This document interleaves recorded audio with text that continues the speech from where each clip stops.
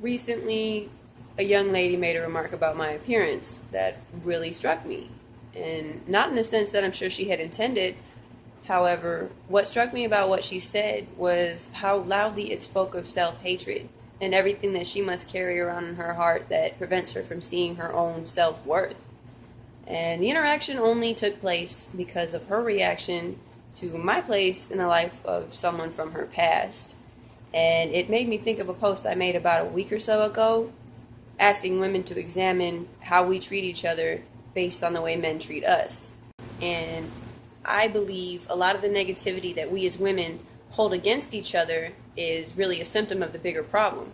And the bigger problem is one we hear about all the time, but don't take seriously enough, and that's the lack of genuine self-appreciation. It's easy for us not to take that seriously because we're also constantly fed the idea that someday someone's just going to come along and fix all of our problems.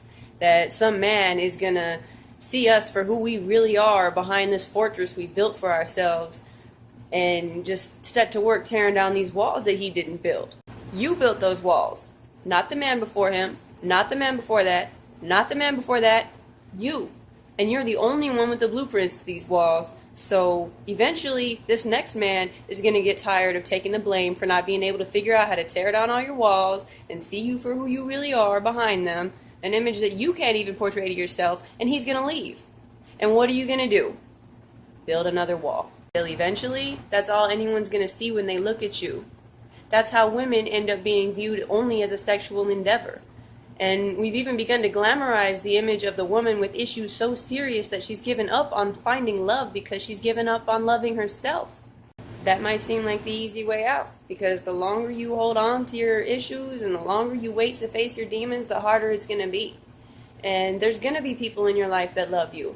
There's going to be people that want to see you do better. And you're probably going to push them away. I did. I have family members that I still don't speak to the way I should or have the relationship I should because of the damage I did refusing to love myself. And until you stop pushing people away that want the best for you, it's going to continue to hurt. No one can love you until you love you. Why do you think sex sells? Because intimacy can't be bought. You can have a sexual relationship with someone who completely and utterly hates themselves. There's songs about it everywhere. However, intimacy starts from within. You can't fully give yourself to somebody to love and respect and accept if you can't do those things for yourself. And somebody can't do that for you until they can do it for themselves too. That's how you learn to love others, is you first have to understand how to love, respect, and genuinely accept yourself. I'm not accusing every woman who's outwardly sexual of not loving herself. I'm trying to address the bitterness that we as women use against each other, especially over men. Because when you are comfortable with yourself, when you do love yourself, the idea of being alone isn't scary. And if you'd rather live in the bitterness of the past, what makes you think anyone's going to look at you and feel you deserve to be a part of their future?